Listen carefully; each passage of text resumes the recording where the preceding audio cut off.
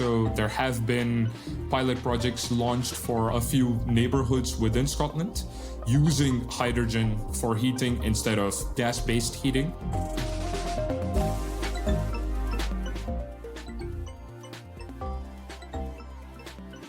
The EU projects that green hydrogen could make up 14% of the energy mix by 2050. That's up from just 2% today. With such a dramatic rise on the horizon, which areas are likely to see the fastest growth in hydrogen use? One other place where I know hydrogen usage is going to scale is as we start to have more chip manufacturing machines. So the semiconductor lithography machines that we have making the chips within your phones. In this episode, we're diving into the complicated world of hydrogen. You'll hear about its promising applications, its different color codes, and how it could fit into the bigger picture of the green transition. I'm Nussbaumer. And I'm Micah Schweizer. This is Balancing the Future from METTLER Toledo. On this show, we delve into the world of science and technology and explore its transformative impact on our lives.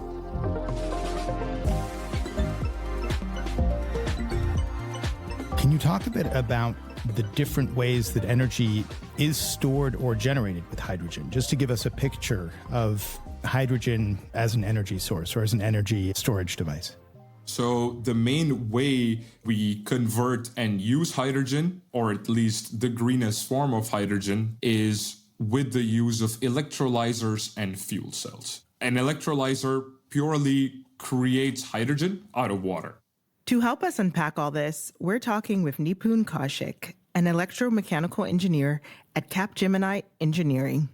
And what it does is it takes electricity, breaks down water into oxygen and hydrogen. And then what we do is we leverage a fuel cell, which essentially uses the same mechanism just backwards, combines hydrogen and oxygen, not in a combustion reaction, in a reverse electrolysis reaction, to produce electricity. So if you store a bunch of hydrogen gas and then you want to make energy out of it, it's actually not as efficient to just burn it and then produce electricity that way, similar to, how you would do in a gas turbine. So that is an option, and that has been done in many situations.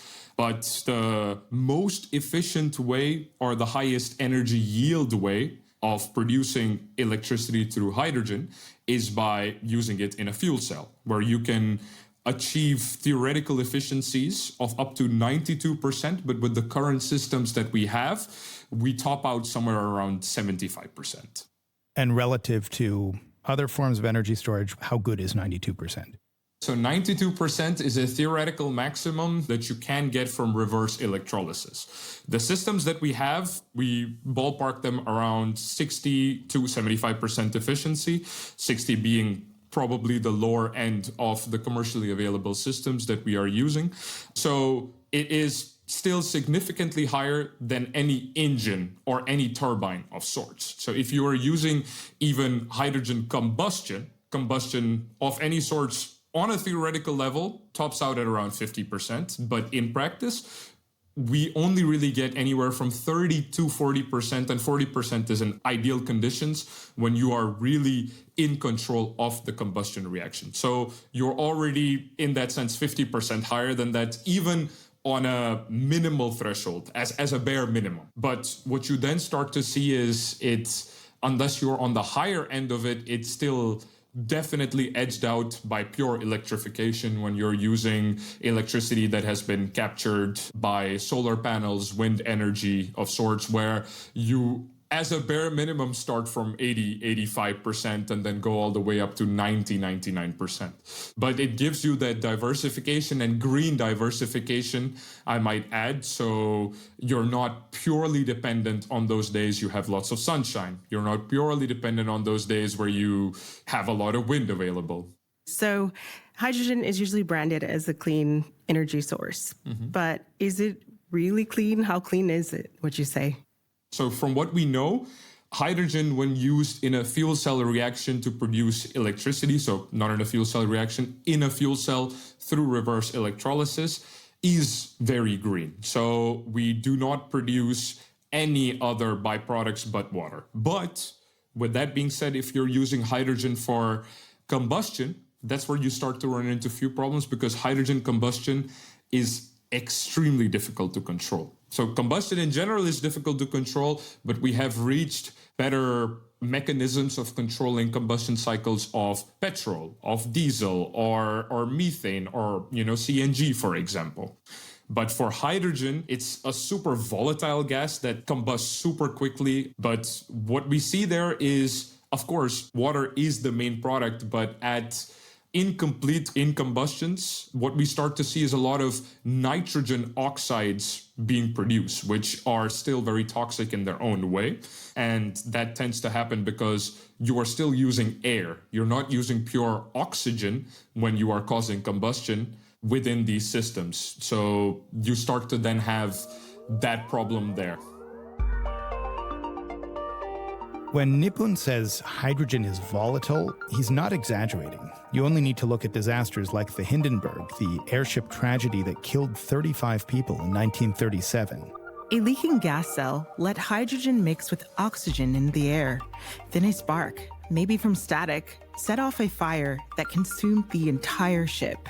In more recent history, there have been smaller incidents in hydrogen fuel cell labs, even with hydrogen-powered buses.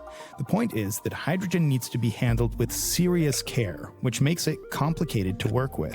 And that complexity doesn't stop at safety. You've probably heard of terms like blue hydrogen, green hydrogen, maybe even pink hydrogen.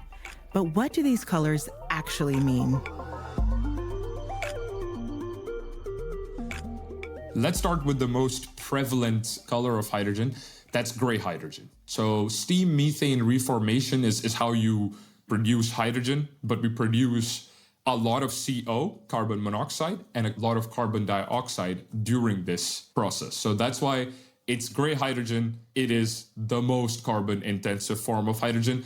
But actually, this is where we add the different colors. So you even have this thing called brown and black hydrogen. So that's where you go into the most carbon intensive form of hydrogen. So we have, aside from steam methane reformation, we also have gasifiers that are used to create hydrogen.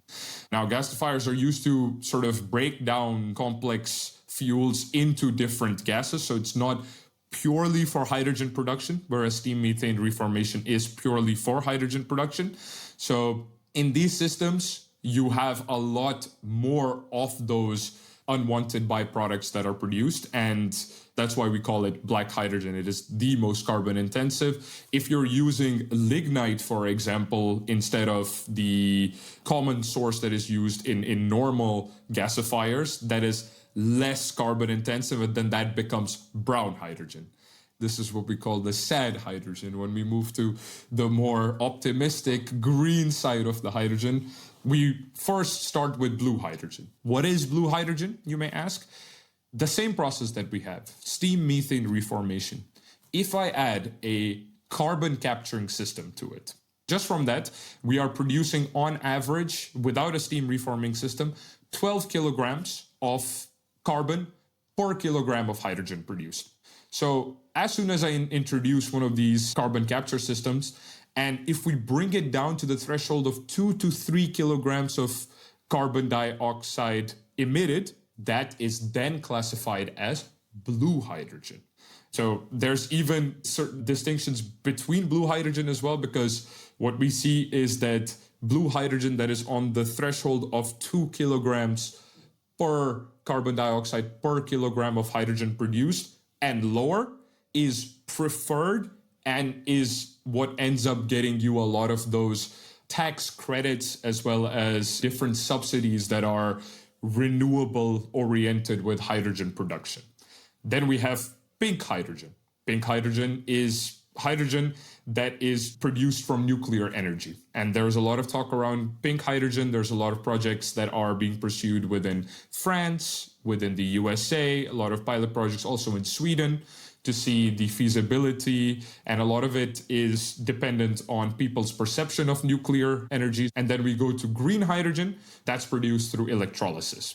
What we talked about with electrolyzers, you put in green electricity. So that's also what is important to mention. Unless you're using green electricity, into an electrolyzer, it's not really green hydrogen per se. And then lastly, you have white and gold hydrogen that is naturally occurring hydrogen. So naturally occurring hydrogen that is there within different gas deposits, that's white hydrogen, and gold hydrogen is more so available within the atmosphere, but we can't really extract it super well, even though there have been talks of harnessing and extracting it in the future. So there are building systems around it, but that's kind of how we complete the hydrogen spectrum.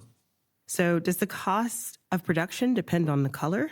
Very much so. A good cost for hydrogen, from what I understand, is around 2 to 3 euros per kilogram. That's kind of what we're aiming for, but we are quite far off of that if we're purely dependent on green hydrogen. Green hydrogen is 2, maybe 3 times more expensive, whereas blue hydrogen sits more closer to gray hydrogen because it's produced the same way with a few extra costs on top of that, maintaining the carbon capture system, offloading that carbon, having the transportation systems to bring it to either a carbon utilization plant or a carbon storage seabed. So that's kind of where you have the extra cost associated with blue hydrogen, but green hydrogen is the most expensive because even today, if you want to work with green hydrogen, chances are it's not fully green because you're getting that energy, at least a share of that energy that's powering your electrolyzer to create the hydrogen,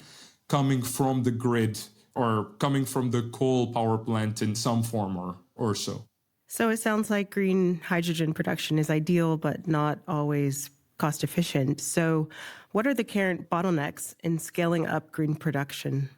That's great that you asked. There's a slight mismatch between what the market wants and what the producers are doing. So there's a lot of incentives for the producers to bring down the costs, and there's a lot of incentives available on that front. But there are fewer incentives for the buyers to proceed with green hydrogen. So that is coming slowly within Europe now with the CBAM policy, which is the Carbon Border Adjustment Mechanism policy within Europe, which is now putting a carbon-based tax based on the imported product, be it a gas or imports of sorts, paying per kilogram of carbon dioxide emission that is connected to the product that you're importing.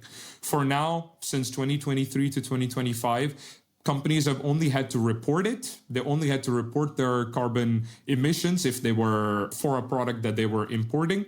But from 2026 onwards, there will be a tax of 85 euros per kilogram of emission that you are importing of a certain product. So for example, if I'm importing 5 kilograms of oranges and those 5 kilograms cost 2 kilograms of carbon dioxide emission, I'm going to have to pay 170 euros just to import those as a carbon tax. So that's kind of the equation that you're looking at, which is a sort of a retaliatory function to try and bring more people to use green hydrogen, because if you're, for example, transporting green hydrogen from emerging markets where there's a lot of work being done on hydrogen, specifically one that comes to my mind earliest is Morocco. There's a lot of work being done in Morocco to just around renewable energy and hydrogen production plants that run on that renewable energy. So if you're bringing that in, you, of course, have to pay less of that tax when importing that hydrogen into a country like Germany, into a country like the Netherlands. You know, it makes me wonder about the role of government regulation and incentives, or in some case, disincentives around the development or the adoption of green hydrogen. Are the hurdles to wider adoption more on the technical or engineering side of things, or are they more on a regulatory side of things? I'd say a bit of both. One thing to say for sure is there is still this notion that people compare hydrogen to a lot of other sources where they shouldn't be comparing it. And that sort of creates a negative stigma of the adoption of hydrogen. So when you start to see many different vehicle platforms, so for example, car manufacturers trying to manufacture hydrogen vehicles and then they don't perform, not just because of technical problems or the fact that they're not comparable to the rest of competition, but also because of the fact that there's not enough infrastructure there, refueling infrastructure for hydrogen vehicles. What you start to see is this mixed notion, everybody asking this question, what is better, hydrogen or battery electric vehicles? And then that sort of also starts to impact other applications where hydrogen is clearly better. So there are other places where it is very important to, for example, for steel production, where we can move away from many different gases that we're using for steel production to move purely to a hydrogen-based steel production system. Of course, many technologies that we associate with green hydrogen or the state-of-the-art ones are still on a lower technological readiness level. However, there is a lot of interest. There's a lot of manufacturers ready to make this as well. It's just this moving public sentiment. There's a lot of competition that is coming in for space that would have been previously there for hydrogen production, now being taken over by data centers. So a lot of the data centers are now competing for the same funding and the same funding specifically with regards to renewable energy. And now with AI as a growing sector, they are diverging and bringing a lot of that momentum away from hydrogen into developing sustainable, greener, AI-oriented data centers. In 2024, Deloitte reported that the power we use for AI-related data center activity could double by 2030. Right now, it makes up about 2% of the grid. But as AI touches almost every aspect of our world, it's interesting to see how shifting priorities might pull research and even funding away from hydrogen. That said, it doesn't have to be one or the other. In some cases, AI and hydrogen could help each other. Think AI optimizing hydrogen production or managing storage and distribution more efficiently. Earlier, Nipun mentioned a few countries already investing in hydrogen. But what are some other real-world examples of projects happening right now?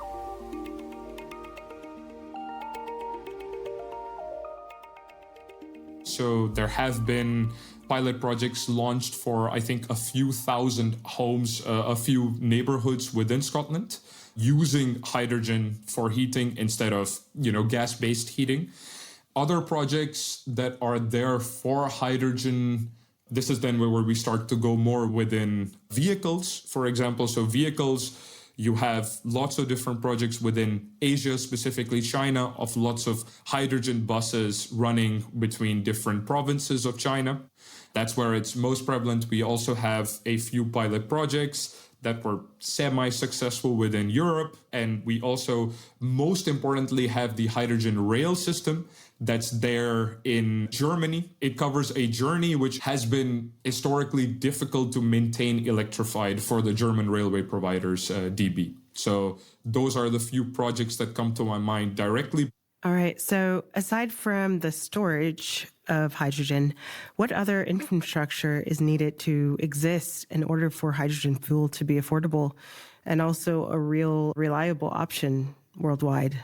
So one of the things that people always try to do with hydrogen is repurpose the existing technology to work with hydrogen as much as possible. So when we mentioned at the start engines, there was a lot of talk, or there is a lot of work currently going on within TNO, which is the National Organization of Research and Science Technology here within the Netherlands, also for many different institutes in France, Italy, and Germany, where they are trying to repurpose existing engine platforms and make them hydrogen compatible. But people are really struggling on that front. It's a much more difficult engineering challenge than one had expected. Next to that, what we see is definitely the hydrogen transportation. That tends to be still a bigger issue than people had expected, purely because of the fact that hydrogen even if you start to blend it, so forget purely transporting hydrogen, that is already very risky, has huge challenges of purely transmitting hydrogen through existing gas lines and gas pipes that we have installed.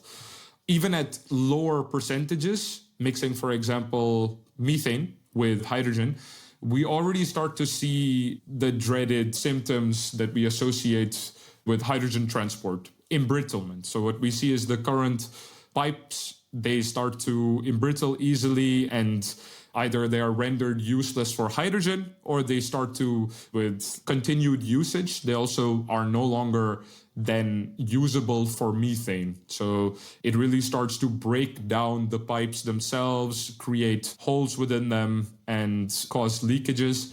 And as we know with hydrogen, it's a very volatile gas. We don't want any sort of leakage to be happening on that front. So when we talk about the aspect of storage, we have traditionally been using hydrogen gas, but there has been a lot of work done on storing hydrogen in liquid form, which is frankly even more difficult than the high pressure tankers that we were already using, because not only do you need high pressure, you need extremely low temperatures of around minus 270 degrees Celsius. That's just 2.5 degrees over absolute zero. So it's extremely difficult to maintain those temperatures, not only for storage. For storage, we see it is becoming more and more feasible. There's a few airports, for example, the Rotterdam, the Hamburg airport, and a few other airports that have started initiatives of cryogenic hydrogen storage as part of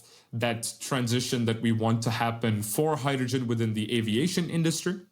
But for transporting liquid hydrogen, we still see that the valve infrastructure and the pipes there, maintaining that temperature through the transport system is still extremely difficult and at a very low technological readiness level. Isn't that very energy intensive to bring temperatures down that low?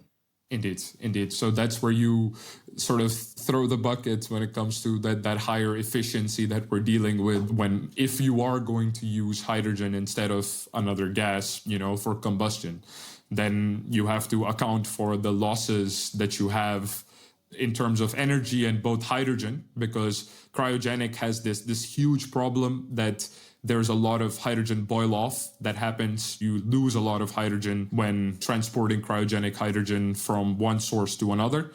It's also important to mention, this is something I found recently, the more concentrated or the higher pressure storage system you use, even for gaseous hydrogen, the more percent of hydrogen that is usable that you end up losing. So to give an example, what I found out was if you're using 700 bar storage vessels for hydrogen, which is very common, specifically for transportation, so for hydrogen trucks, for hydrogen vehicles, you lose anywhere from 12 to 14% of hydrogen that you stored inside. So that has to also be accounted for when you are doing the energy calculations of how much hydrogen I produced versus how much I used, the well-to-tank efficiency, as we so call it. And if you have green hydrogen being stored, but you're using carbon-intensive energy to make that storage possible, is it still green hydrogen in the end? That's very smart. And there I don't want to go tit for tat, but then you use the same sort of arguments then going on for batteries, which even now production processes wise are not really using the most green methods of either extracting the metals that you have or producing the large quantities of batteries that we have. So if you then start to account for that, it's not green or less green. But what we definitely see is that for hydrogen vessels that we're producing, a lot of them are very carbon fiber intensive, and a lot of them are now being designed in such a way such that when they're no longer usable, a lot of the materials that are going into it can be recycled again. So they are being made greener, both the storage mechanisms as well as the production mechanisms. So earlier you touched on hydrogen used in mobility. So there's a lot of debate about this, the role of it in mobility. Do you believe that fuel cell vehicles still have a place on the market, or because of the rise of so many electric vehicles everywhere now has overshadowed this? It's super easy to break it down. Within smaller vehicles, for everyday usage, for passenger vehicles, four-wheelers, two-wheelers, you name it, hydrogen in its current form, if you're going to use even the state-of-the-art 700 bar tankers, is just not feasible when it comes to the range that you're getting.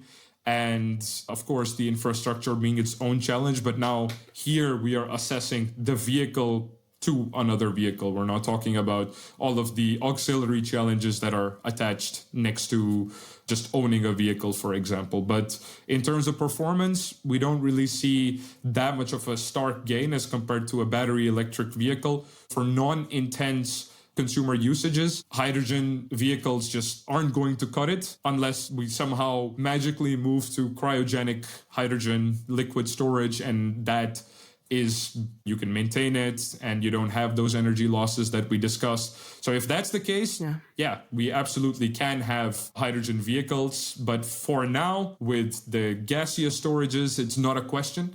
However, what we do see is at the given moment, even though batteries have scaled at an unprecedented rate, even more so than a lot of scientists who actually created the first lithium battery had anticipated. So this was something that shocked me. The researchers at University of Texas, they had been the ones who sort of came up with the modern lithium-ion battery as we see it. And even they hadn't anticipated how fast the energy density would scale when electric cars came into massive use. So with that being said, we still see that for intense usages, wherever we need to have long distances being covered without any downtime, hydrogen is still greener and more suitable because, again, with hydrogen, you have next to no refueling time, at least the same refueling time as the alternatives do. So hydrogen refueling for a fuel cell system is the same as if it would be for a CNG vehicle. So you would take the same time to fill up a tank, and that starts to be useful when you're dealing with heavy-duty machinery that is operating day in, day out, trucks, logistical trucks that are transporting goods 1,500, 2,000 kilometers a day on end, who can't afford to have those even 15 minutes of high-speed charging time that you expect, with the state-of-the-art megawatt chargers with EVs. So they are those megawatt chargers as much as I believe in them and I want them to be successful. They are a huge toll on the grid, and the grid absolutely cannot handle them in its current state unless we ramp up the grid capacity by 2x, 3x. So moving to a full logistical battery electric transport system is actually farther away than developing a few hydrogen refueling stations and using hydrogen trucks instead of it. So until we get to that point where megawatt charging is sustainable, if we want a sustainable solution for cargo, long-distance cargo, heavy-duty machinery to be general, hydrogen fuel cells still are more favorable when it comes to that niche. If you're curious about electric vehicles and how we scale up battery tech, check out our chat with Simon Taylor from Season 1, Episode 10. You'll find a link to it in the show notes. Simon had plenty of reasons to be hopeful about the green transition, and so does Nipun.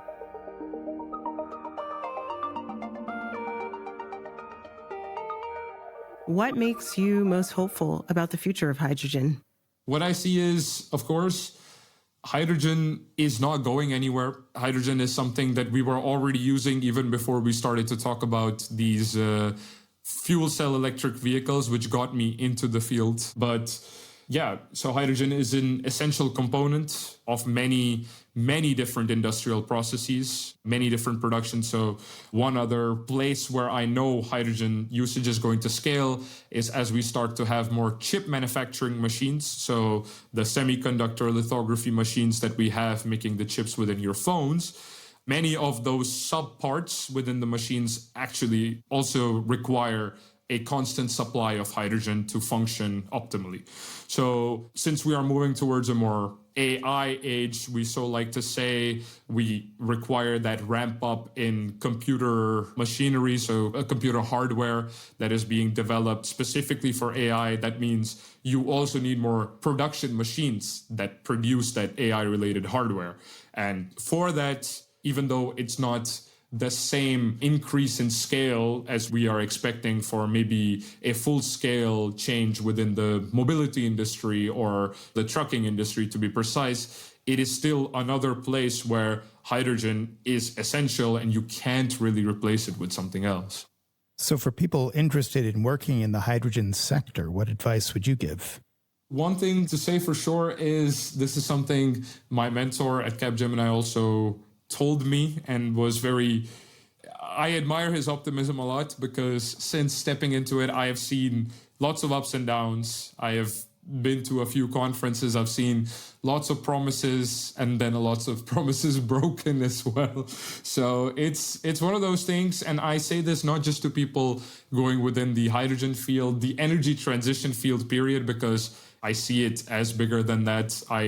While I know a lot about hydrogen, I care more about the broad energy transition scheme of things. So the main thing to say there is you have to stay hopeful, specifically when you see a lot of deals collapsing, you see a lot of mass media panic, similar to how sustainable future building anything requires a lot of time. You can break it down within a couple of days, but building things takes a long time. And you might be within this field for a while. You might have to change fields as well. Something better might come along than hydrogen. So be prepared, but always stay excited for energy transition. There's a lot of good work happening, and you will definitely learn a lot, even if what you're working on doesn't become the next savior of tomorrow. We've been speaking to Nipun Kaushik, an electromechanical engineer at Capgemini Engineering. So Micah, what were some of the key takeaways from this conversation?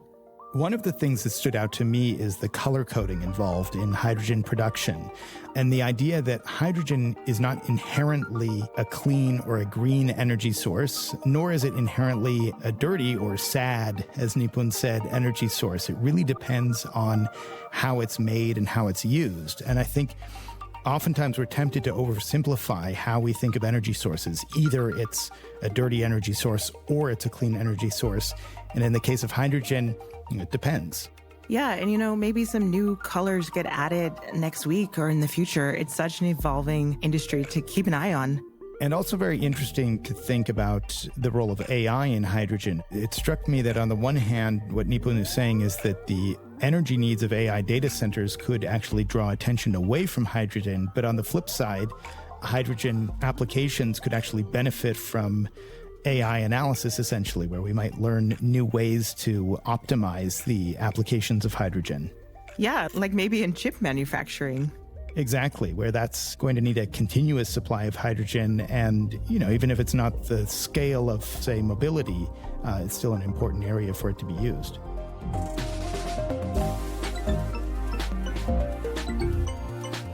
This has been Balancing the Future from METTLER Toledo. What questions about science and technology do you want answered in a future episode? Let us know by leaving a review, or if you're listening on Spotify, leave us a message in the comments section. And be sure to subscribe wherever you get your podcasts.